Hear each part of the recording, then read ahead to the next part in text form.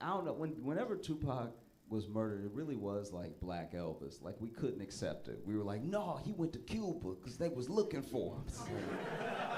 Not likely, all right. But we never did that with Biggie. You notice that? Tupac and Biggie got shot within months of each other. And Tupac were like, no, he gonna come back one day. And Biggie, we were like, yeah, that checks out. That's wild. I can't help but think it's because Biggie was heavy. I think deep down we know if it wasn't the bullets, it would have been butter. You know what I mean? Like, Biggie was not long for this one. It was gonna be the streets or the kitchen. One of them was coming for Biggie. You know? I don't know if y'all remember this, but back in the day, before the pandemic, they were talking about putting Harriet Tubman on like the 20 or something. I don't even remember what bill it was. And it was like, everyone had an opinion immediately. There were people who thought it was great. There were people who didn't care, you know, a little bit, and then it turned out they cared. You know? And then there were people that were like, no, we can't have this happen. You know? And then Mnuchin said he'd block it, and he did, you know, so it never happened. But I'm not gonna lie, I don't know if I need Harriet on the 20. What bothers me the most is how has Harriet Tubman not had her own sneaker yet? Like, that seems, you know what I mean? Think about it. Who is more deserving of a sneaker deal throughout all the history of America than Harriet Tubman? Come on. If you don't know who Harriet Tubman is, she was the LeBron of escaped slaves, okay? She was putting up numbers. She got a lot of the people to freedom. Buckets. That would have been a motherfucker to be a slave owner while Harriet was around. You come outside, ain't nobody there. You're like,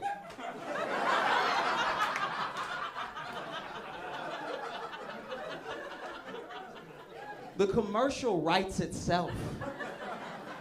It does. You know, I just beat the Golden State Warriors in my new Adidas Maxes. And it's like, oh, I ran to freedom. How about that? How do you beat that shoe? You don't. I do wonder, and this is a genuine question. I'm being sincere. This isn't like, I'm not gonna make fun of you or anything. Does anyone here believe in aliens? Okay, so this is my thing. I believed in aliens so hard when I was little. Like, when I was a little kid, I was like, it's just us in the whole universe? Come on, really? Just us? A whole universe? That seems wild, right? And then as I get older, it's becoming harder for me to believe in aliens. Because, especially after everything up until 2023, it's hard to believe in aliens because Trump didn't mention it while he was president. Like, that man told every secret. Anything they told him, he told us in an hour. Like, they would be in the room with this man and be like, you're not gonna tell anybody, right? And he's like, no. And then he leaves and he's like, folks, like, that was, he could not keep a secret at all. He had the leakiest White House of all time. And he never mentioned aliens, so now I'm like, maybe not. I don't know what to tell you. It's a tough one. For the people who believe in aliens, once again, I'm being sincere, I wonder if aliens haven't made broad daylight obvious contact with us because they think we're boring or because they've seen how we treat each other. Do you know what I mean? Like, if I was an alien above Earth looking down all this time, I'd be like, oof. They don't even like when you have different skin.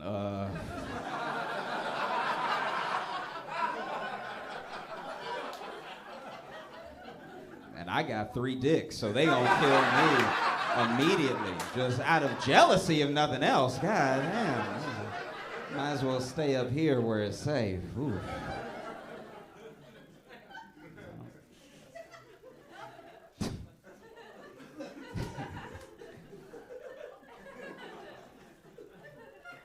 I feel this is a weird thing.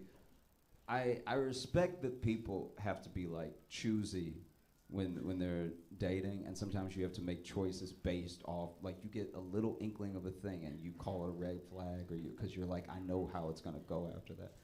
And sometimes people are overly harsh about that, but it's necessary, you know? Like I think about my friend, I went to a club with my buddy, and he had a full, like, almost rom-com experience. He saw this woman across the club, truly across the club. He was like, the light was just shining on her a little extra, you know?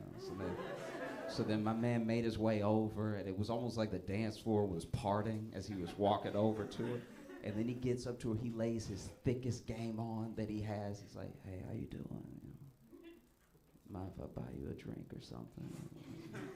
And she turns around and looks him up and down and goes, no. Nah, that's not what we doing. And he tries one more time. He's like, why can't I buy you a drink? Get to know you. We might like each other. And she looks him up and down again, and she goes, your shoes. Which I know, it sounds super vapid. That's wild. It sounds really materialistic, but I'm not gonna lie. I'm on her side. Because when he looked down, both his shoes were untied. And it's like, yeah, bro, how did you? There's no better way to walk up to a woman and be like, you have to take care of me eventually, than to have both your shoes untied when you approach the conversation. How'd you even make it over without tripping? It's crazy. Dude, one shoe could happen to anybody. Both shoes hasn't happened since the 3rd grade, all right? If you approach a woman with both your shoes untied, you might as well walk up with a glass of milk in one hand and a cookie in the other. Talking about, you want to be friends? Because that's what the fuck you look like with both your shoes untied. It's insane.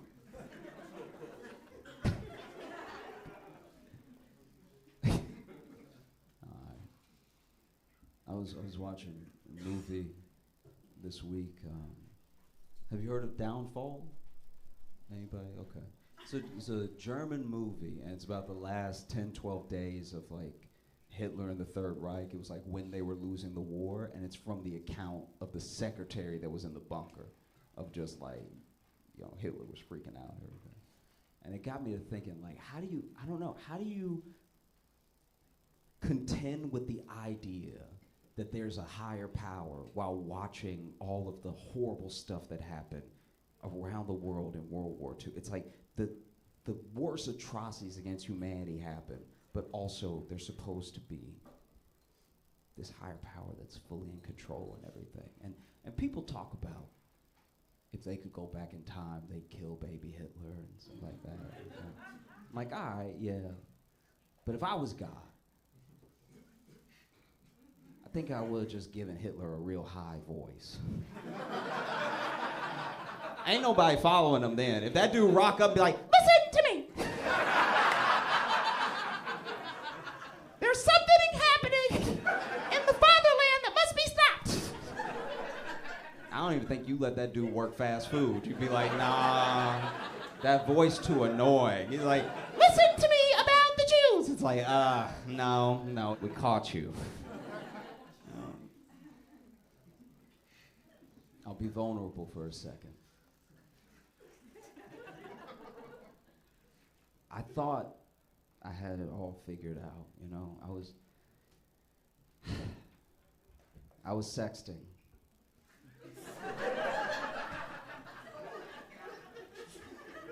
And sexting's a very precarious situation. You want to make sure you're sexting at the right time, you know? Because if it's like 8 o'clock, you still got other people texting you, you know? You don't want to accidentally send a text that's incoming to somebody because you opened the thing, you know what I mean?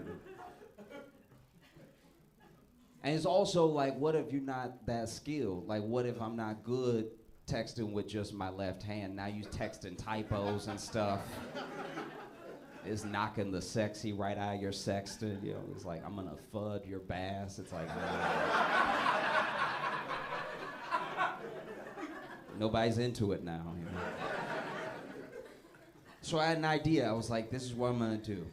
And I didn't talk to anybody about it. I had never heard anybody doing this, but in my mind, it was the best thing to do. I was like, I'm just gonna speak to text. So that way I don't gotta worry about the other hand and everything, and I can just like get in the zone and stuff. I don't have to worry about other people texting me and everything. And it went horribly wrong. Because I wasn't at home. I was at my childhood home. So I was in my room, but it wasn't my house, you know? And it was, 9 o'clock or so, and we were sexted. Look, I'll read you the thing right now. This is why. Okay. All right. So she's like, "Oh, okay. And what would you do if you were here right now?" And then I was like, "Girl, I would tear those clothes off. And Mom, what are you doing in here?"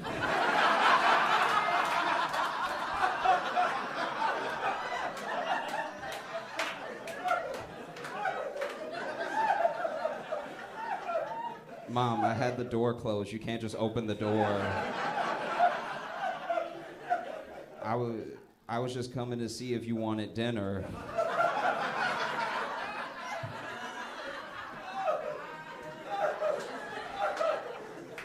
No, I'm okay. Mom, get out right now.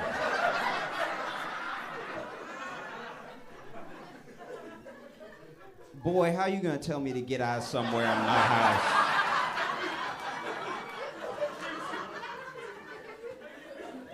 I'm sorry, Mom, please, can you please leave and close the door? You know we don't have closed doors in this house. Which is true, that's a very like black family thing of like you not closing the door in my house. What you up to in there? I was like, Mama, please leave, please, please leave. And she was like, all right, what's the big deal? I was like, nothing, Mom, just please get out of here.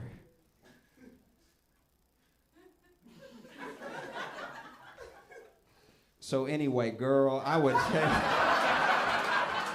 All right, thank y'all so much. Y'all have a great night.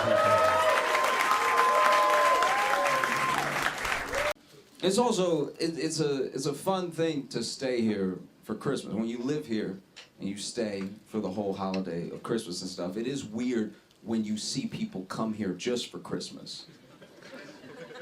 I don't know, I'm not gonna lie. I get that it's like a magical New York Christmas. I understand we have a very big tree. I get it. But underneath all that, we're still just New York. You know what I mean? I know the lights are very pretty, but underneath those lights is just regular New York. It's still rats playing dice games, shanking each other when they go sideways. It's very jarring, you know? I don't know. And it's interesting because so much of Christmas is for kids. It's specifically for kids to enjoy, you know? And it's weird because we spend the entire season of Christmas telling kids to do the opposite of what we tell them to do all year. All year we're like, don't talk to strangers. Don't you dare talk to a stranger. If a stranger even approach you, you yell stranger danger. You let them know that they're a stranger to you. And then for the whole month of December, we're like, yeah, go sit in that old motherfucker's lap. No, it's fine. Go. We make them. They don't want to do it sometimes. We're like, no, sit in his, so I can take the picture. Sit in his lap. Be still. Jeez. You know, it's harrowing. I knew a guy one time, okay, this should make me laugh the way it does, but all right, I used to work with a dude, and he would do part-time work as a Santa, but he was a black Santa. It just made me laugh how people would get to the mall and they see him and they want to be cool about it. They try so hard to be cool, but they'd also be like, so is there another mall close by? I've always felt like there's a lot of stuff around Christmas that I'm bad at, though. Like, I'm bad at wrapping gifts. I'm horrible at it in a way that's demoralizing. You know what I mean? Like, there's no quicker way when you give a gift to look like you can't read than to wrap it poorly. I'll even watch the YouTube video and I'll do all the steps with them, and I feel like there's steps they're not recorded, because then when they get done, they have a perfectly wrapped box, and I got a hexagon that looks terrible. It doesn't matter the gift. You could give the most beautiful gift. You could give someone a golden necklace for Christmas, and if you wrap it bad enough, it's gonna look like you stole it. Like, it's horrible. I use too much tape. I use too much wrapping paper, so all my gifts look like hostages. They're just extra wrapped up, like, It's horrible. I try to give myself, myself gifts sometimes because I haven't always got the best gifts. There was one year where I'm pretty positive my dad forgot Christmas. Like, don't feel bad, I'm an adult. Just roll with me for the story, okay? So basically, I'm pretty sure he was coming to visit me, and I think he just slid everything that was on his kitchen counter into a bag. Because when he brought me these gifts, they didn't make any sense individually or all together. This was one of the craziest Christmas. Okay, so I'm little, right? And so this man gave me one AA battery. Like,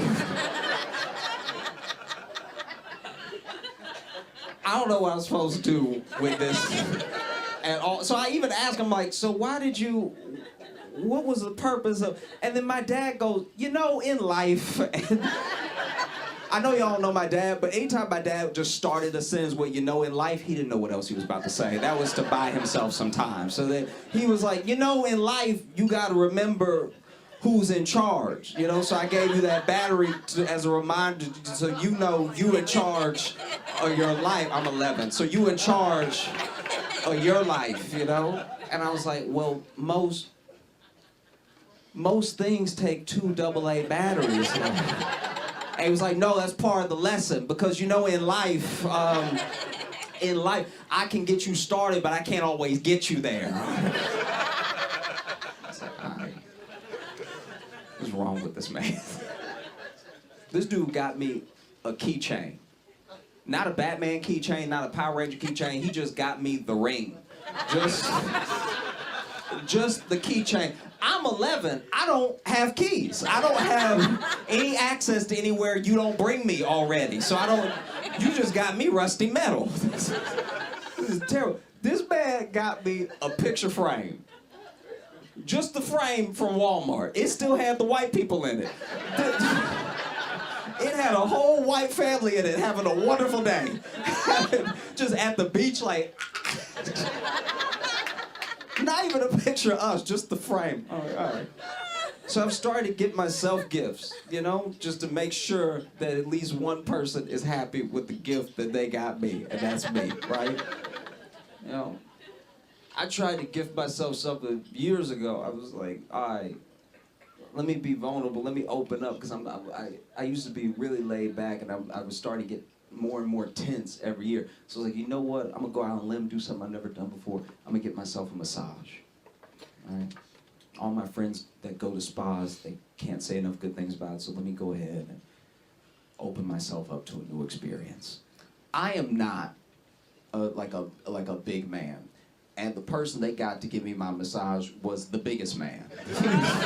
He could have been, he's the biggest man I've been in a room with by myself. I was so upset having to be in a room with a man this big and only a towel. I was like, this is deeply upsetting. And I didn't know anything about spas, so I didn't know I could ask for somebody else. So then he would stand outside the room. I didn't know I could turn to the receptionist and be like, do you have anybody else? This man is so big, and his hands, he had the biggest hand. Anyone can do with their life what they wish. I'm a very live and let live type person. But these are boxing hands. Like, these are not masseuse hands. Like, he will mess around and rearrange my guts the way his hands are so big. And so then he starts in on the massage. He's been massaging me for like a minute and a half. And he is making all the noises I'm supposed to be making. And it could not be more upsetting. This man is rubbing my back and going, what do you do now? Like, because I don't even have enough bass in my voice, and I'm exposed. I'm wearing a towel. I'm naked. I'm not a homophobic person, but it was a homophobe's nightmare. This was genuinely distressing. I'm just in a towel, and he on my shoulders like, God, God dang. You ever just wish you had a gun? Like, it was horrible. But I can't complain. I really can't. Other people have had it way worse than me as far as Christmases go. I grew up in Louisiana, and I moved to Chicago after college, and I was working with a dude who told me about his Christmas. He said his most magical Christmas that he ever had was also his most traumatic, because he had done all of the Christmassy stuff, and he loved Christmas. It was his favorite holiday, right? And so he went to see Santa at the mall, and then he had laid the milk and cookies out with his parents for Santa. Now, he lived with his mom and his stepdad, and he didn't like his stepdad. He called his stepdad Darren. Full thing, all the time. Stepdad Darren, all the time, right? His dude was like, you can call me dad. He's like, I'm not gonna do that, stepdad Darren, all right? And so then he had laid the cookies out and the milk with his mom and stepdad Darren, and then he had put on his pajamas, washed up, kissed them both goodnight, gave stepdad Darren more of a pound. He wasn't really like, we're not close like that yet. And then he went to bed, and he was trying so hard to fall asleep. You know, like when you're little and you're trying your hardest to fall asleep so Santa can come, right? You're trying to knock yourself out because you don't want to mess this up. You've done everything. You've been good all year. You laid out the milk and cookies. You don't want to mess it up now by being awake. And as he was falling asleep, he heard steps on the roof, right? And so he's like, oh my God, that's Rudolph. That's the whole crew up there right now. Like, I gotta fall asleep. He's trying so hard to sleep. What was actually happening was the night before Christmas, his house was being robbed. All right? And so he hears the footsteps on the roof and everything, and he's laying there trying to get to sleep. But you gotta think about it from his perspective. He laid out the milk and cookies. He went to bed. He hears the footsteps on the roof. Then he hears some noises in the living room. It is Chicago. His stepdad had a gun, right? So his stepdad shot the intruder in the leg. So from his room, he hears,